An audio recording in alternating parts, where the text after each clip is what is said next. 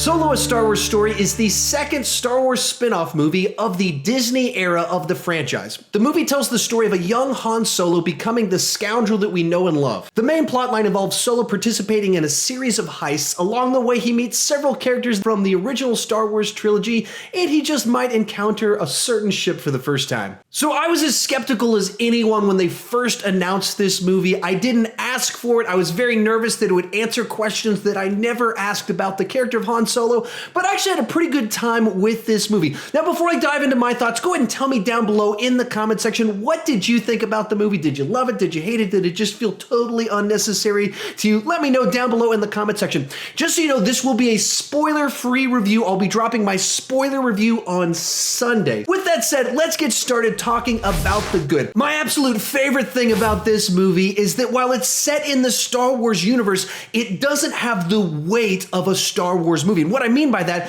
is that all the previous Star Wars movies have been about the Empire, the First Order, saving the galaxy. And this is set in this universe that I love, but it's just the tale of this smuggler being involved in several heists. It's a fun adventure in this universe without being a big space fantasy epic. And that's one of the things I've wanted to see out of these spin-off movies, is telling different types of stories set in this universe that aren't about the Empire, Jedi, and Sith. And that's what this movie is. You get to understand the underworld of the world of Star Wars. Along those same lines, this is a heist movie set in the Star Wars universe, and you get all sorts of heist type situations in this movie. The movie contains this great train sequence, and because it's set in the Star Wars universe, it has both those exciting things, the weird technology, the ships and things that you want from Star Wars, as well as all the plotting schemes, different elements, a great plan that you want out of a heist movie, and it makes for a real nice little mix of genres. The movie also has an amazing cast. Now we'll talk about some of the characters and how it plays out in later sections of the review, but because they're great actors, they're all likable, they all bring something to their performances, whether you're talking about Paul Bettany and his role in the movie that just kind of brings this kind of scariness but a fun charm to him as well, or Woody Harrelson just kind of being this other older smuggler type character in the movie. They all are very competent in what they're trying to do. And of all the different kind of character interactions in this movie, the one that I really wanted to work, Han and Chewie, was my favorite of the bunch. The setup of how they meet in that situation and how it starts to bond them a little bit in the movie, and as you kind of go through it and you understand the dynamic and why Chewie starts to kind of attach himself to him, all that worked really nicely for me and some of my favorite character type elements inside of this movie. From there, let's move on to the mixed aspects of this movie, and the big thing for me were Alden Ehrenreich and Donald Glover. And what I mean by that is I thought they did a very good job as kind of the leads of this movie, both of them playing these charming rogues that are a ton of fun that you can't quite trust. I thought all that was great.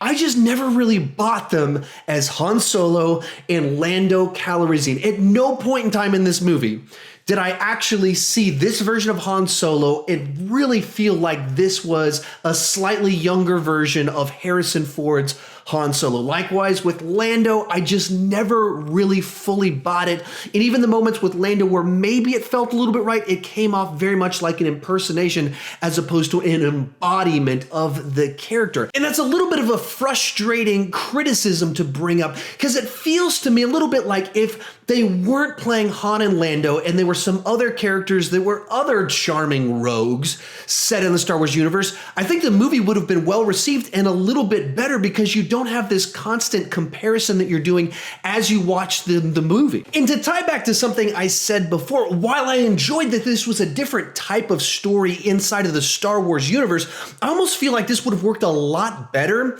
as like a 10-episode run on Netflix as opposed to a feature film where they could have stretched out kind of the storytelling a little bit, developed the characters and aspects, and kind of spread out some of the little Easter eggs and how we acquired little things. I think it would have fit better in that environment because the nature of the story, it's not this big cinematic story. It's Han Solo going on a series of adventures that I think really could have worked a little bit better on television.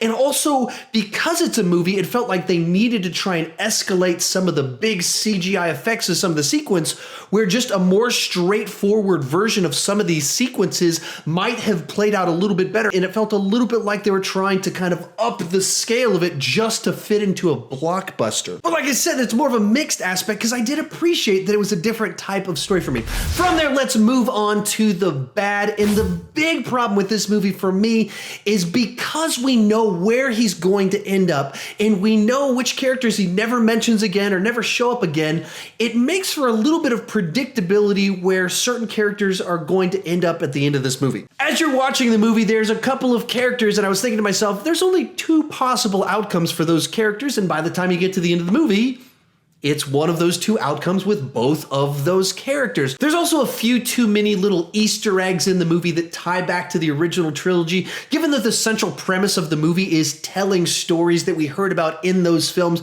we didn't need all the additional little Easter eggs about where little details came from that we see in those films. Also, the movie has some very uneven storytelling. You'll probably hear some people talk about the pacing or how clunky it is at times.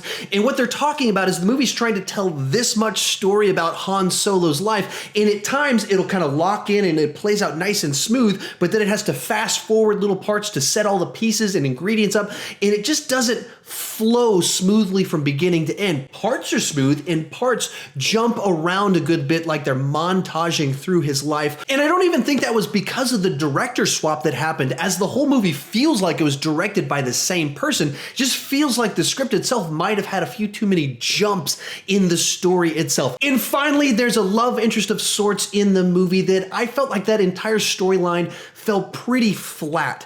It's a little bit difficult to root for a love story when you know that he ends up with someone else eventually. So the entire time that you're seeing them to develop it, you're thinking, I'd much rather be spending time with Chewie or time with Lando and developing these relationships that we know that they go somewhere. But even beyond the issue of us knowing that this relationship doesn't work out, we don't get enough time with them together in the first half of the movie to really care about what happens in the second half of the movie. Thought this was a good, fun movie in the Star Wars universe, not a great movie, and it worked a lot better as a heist movie in the Star Wars universe as opposed to a Han Solo prequel movie. Overall, I'd give this movie a B. It delivers the thrills and fun that I wanted, but there was some awkwardness in the storytelling, and on an entertainment level, I'd go with a 7.5.